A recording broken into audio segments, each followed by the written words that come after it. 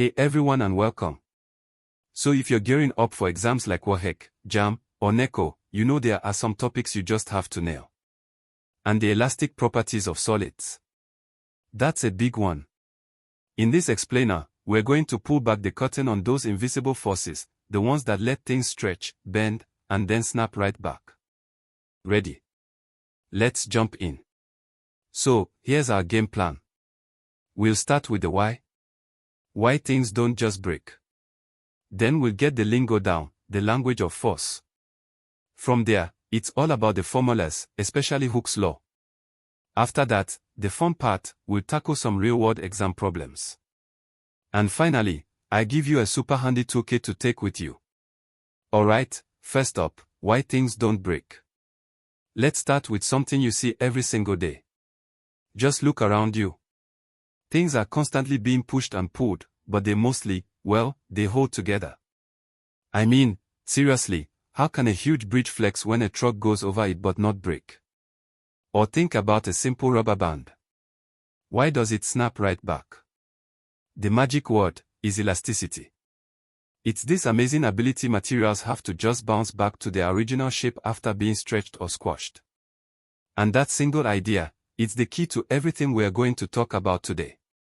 Okay, the language of force. To really get a grip on elasticity, we have to learn to speak its language.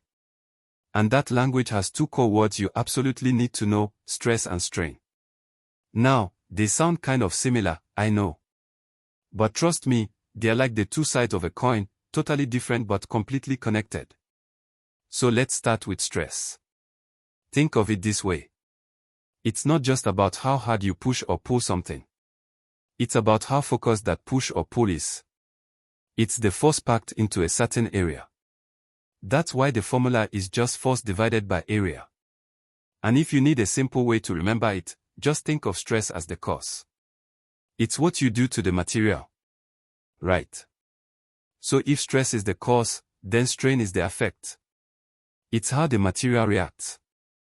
It's the measure of how much it actually stretches or deforms compared to how big it was to begin with. You just take the extension and divide it by the original length. And here's a key exam tip. Because you're dividing length by length, the units cancel out. Strain has no units. It's just a number, a ratio. Okay, we've got the vocabulary down. Now it's time for the rulebook, Hooke's law and the other key formulas. Seriously, these are the tools that let us predict exactly how things will stretch and bend. In any exam, these formulas are going to be your best friends. And the king of all these rules is Hooke's law. It's so elegant, so simple. All it says is that for most materials, the more force you put on them, the more they stretch. It's a direct one-to-one relationship. But, and this is a big but, it only works up to a certain point. We call that the elastic limit. Go past that, and things get weird. That little k in the formula.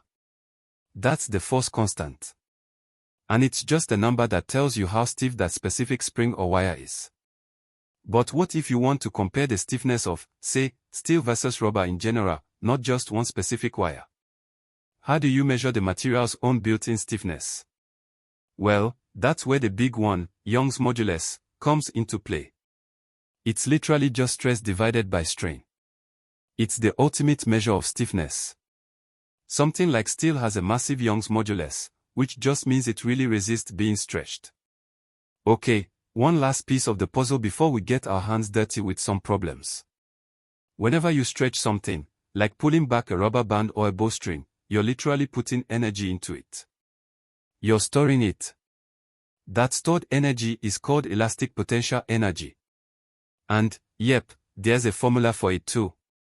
The work done is just 1/2 times k times the extension squared. Alright, enough theory. Theory is one thing, but using it when the clock is ticking in an exam, that's the real test. So let's do exactly that. We are going to dive into some real-world exam problems from past papers. First up, we've got a challenge from a WAEC paper back in 2005. Part A is a definition, easy points. Part B is a calculation. Now, before I show you how to solve it, take a look. I really want you to pause for a second and think. What's the first step? Which formula are you going to reach for to solve part B? Okay, you ready? Let's break it down. Step 1, and this is super important, is to find the extension, E. We just subtract the original length from the new length. That gives us 0.01 centimeters. Now, here's where so many people lose marks. You have to convert to meters, so that becomes 0.0001 meters. Once you've done that, it's straight to our good friend Hooke's law, F equals K times E. We just need to do a little bit of algebra to get K by itself.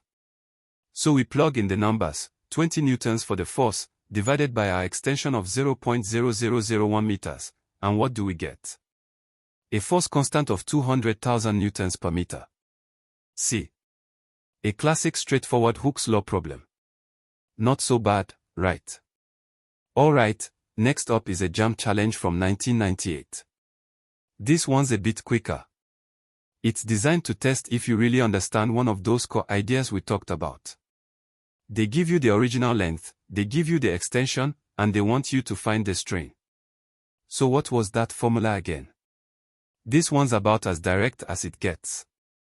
You just need the strain formula, which is extension divided by original length. The best part. Everything's already in meters, so we don't even have to worry about converting anything. It's a classic plug-and-chug problem. Just put the numbers in and calculate. And the answer you get is 2 times 10 to the power of minus 3. But wait, what are the units? Trick question. Remember, strain is a ratio, so it's dimensionless. No units. Don't forget that. Okay, time for our final boss battle. This is a NECO question, and it's great because it pulls everything together. Length, area, extension, and Young's modulus. We are given all of that, and our mission is to find the force that was applied. This is where we need the big one, the Young's modulus formula. So we write down the full formula for Young's modulus. Now, the main skill being tested here isn't just knowing the formula. It's being able to rearrange it. We need to do some algebra to get F, the force, all by itself on one side of the equation. Once you've done that, the hard part's over. You just have to be careful and substitute all the numbers they gave you in the right places. You run that through your calculator, and boom, the answer is 320 newtons. And that's a perfect example of how stress, strain, and Young's modulus all link together to solve a tougher multi-step exam question. Okay, we've gone through the ideas, and we've battled through some exam questions. So for our final section, let's boil everything we've learned down into a simple, powerful toolkit. Think of this as your exam-ready cheat sheet. There you go. This is it. The 3 key formulas you have to know. No excuses. Burn them into your brain. And just as important, those top exam tips. Seriously, always convert your units, label everything, and never, ever forget that strain is dimensionless. You get this down, and you can walk into that exam hall feeling confident about any elasticity question they throw at you. This is your recipe for success.